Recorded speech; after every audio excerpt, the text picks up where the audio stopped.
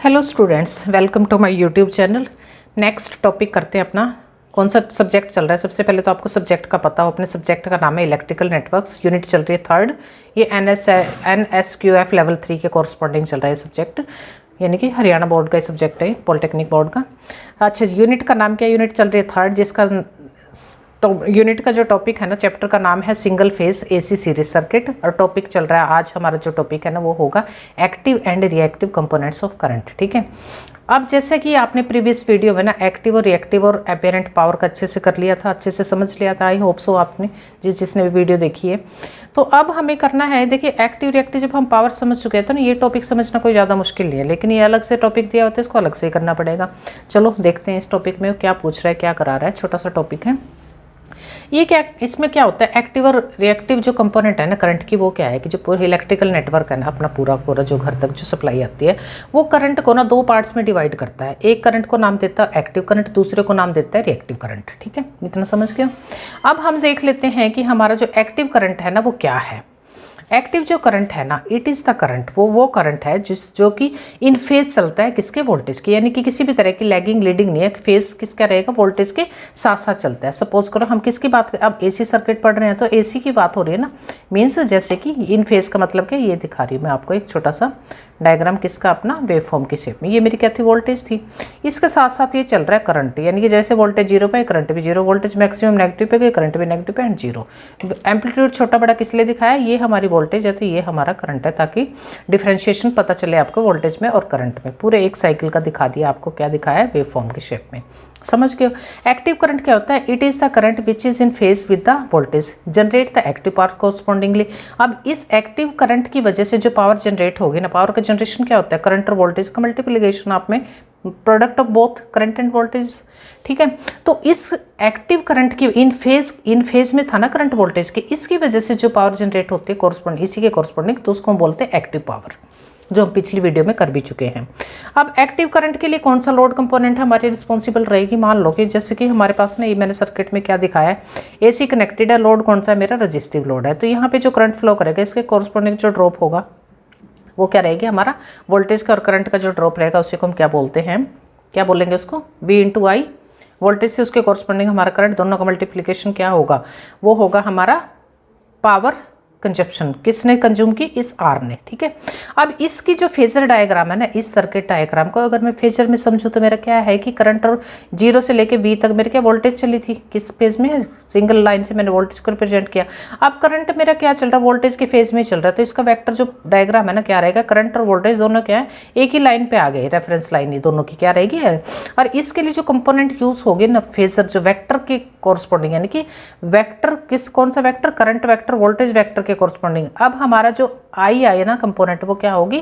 पहले यहाँ पे रहेगी हमारी I cos ∅। ठीक है, अब जो component of current I vector is in phase with the voltage vector is called the active component. इसी को हम बोलते हैं एक्टिव कंपोनेंट। इसी कंपोनेंट को एक्टिव कंपोनेंट भी बोलते हैं, इन फेज कंपोनेंट भी बोलते हैं। ठीक है, और इसी एक्टिव या इन फेज कंपोनेंट की वजह से जो हमारी पावर लोड कंज्यूम करता है, वो ही एक्चुअल पावर होते, वही रियल पावर होती है जो कि हमारी कंज्यूम होते हैं, रिस्पॉन्सिबल होती है। एक्टिव कंपोनेंट ही रिस्पॉन्सिबल होती है पावर के लिए।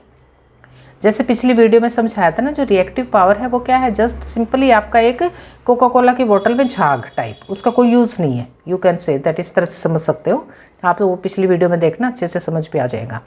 अब जो एक्टिव कंपोनेंट है हमारा क्या रहेगी? करंट की कंपोनेंट एक्टिव कंपोनेंट क्या रहेगी? I cos ∅ रहेगी। और ∅ क्या है? Angle between the voltage and the current, यानी कि इस करंट और वोल्टेज के बीच में एंगल। अगर इसी लाइन से देखें तो यहाँ पे एंगल कितना है? 0 है, कुछ भी नहीं। एंगल कहाँ है? कुछ भी डिफरेंस तो है नहीं फेज का, दोनों एक ही फेज में चल रहे हैं। इस फेजर डायग्राम से अगर हम इस चीज़ को समझते हैं तो अगर मुझे पावर कैलकुलेट करनी पड़े इसी के कोरस्पॉन्डिंग, यानी कि ∅ मेरा क्या है? एंगल क्या है? 0 है। cos 0 किसके इक्विवेलेंट होता है? 1 के, यानी कि वोल्टेज यहाँ पे पावर जो आएगी ना V × I cos ∅, अगर हम करेंगे तो V × I cos ∅, यानी कि ∅ की वैल्यू क्या आ जाएगी यहाँ पे? 0। 0 मीन्स cos 0 = 1, तो वोल्टेज हमारी पावर क्या रहेगी रियल में? V × I, यानी कि एक्टिव कंपोनेंट की वजह से ही हमारी एक्चुअल में पावर जनरेट होते है, एक्चुअल में पावर कंज्यूम करता है लोड। कौन सा? हमारा एक्टिव जो कंपोनेंट है वही हमारी क्या है? एक्चुअल पावर के लिए रिस्पॉन्सिबल है। You can say that. ठीक है, इतना समझ गए। अब चलते हैं हमारे की रिएक्टिव कंपोनेंट कौन सी होती है। अब रिएक्टिव कंपोनेंट ऑफ करंट हमारे दो तरह के लोड पे डिपेंड करता है। अगर हमारा लोड है इंडक्टिव या लोड है हमारा कैपेसिटिव। जब भी हमारे इंडक्टिव और कैपेसिटिव लोड लगे होते हैं तो उस केस में हमारा क्या कहेंगे, ये हमारी है रिएक्टिव कंपोनेंट ऑफ करंट। तो यहाँ पे जो कंपोनेंट है ना, इसको पहले से इसको डिफाइन कैसे करेंगे। Reactive component, here component of current vector is perpendicular to the voltage vector is called reactive component. यहाँ पे देखिए इसका फेजर डायग्राम क्या होगा। अगर हमारा लोड इंडक्टिव है या कैपेसिटिव लोड है तो वहाँ पे हमारी जो करंट की कंपोनेंट है ना वो परपेंडिकुलर रहेगी किसके, वोल्टेज के, या वाइस वर्सा। ठीक है, या आप बोल सकते हो करंट के वोल्टेज परपेंडिकुलर या वोल्टेज के करंट परपेंडिकुलर है। अब देखिए अगर तो लोड है हमारा इंडक्टिव तो उस केस में हमारी जो करंट कंपोनेंट रहेगी ना, करंट क्या करेगा, वोल्टेज से पीछे चलेगा 90 डिग्री। आइडियल केस मतलब हमारा क्या है, ये एल की वैल्यू के कॉरस्पॉन्डिंग करंट क्या करेगा, लैग करेगा, पीछे पीछे चलेगा वोल्टेज के कितना, 90 डिग्री।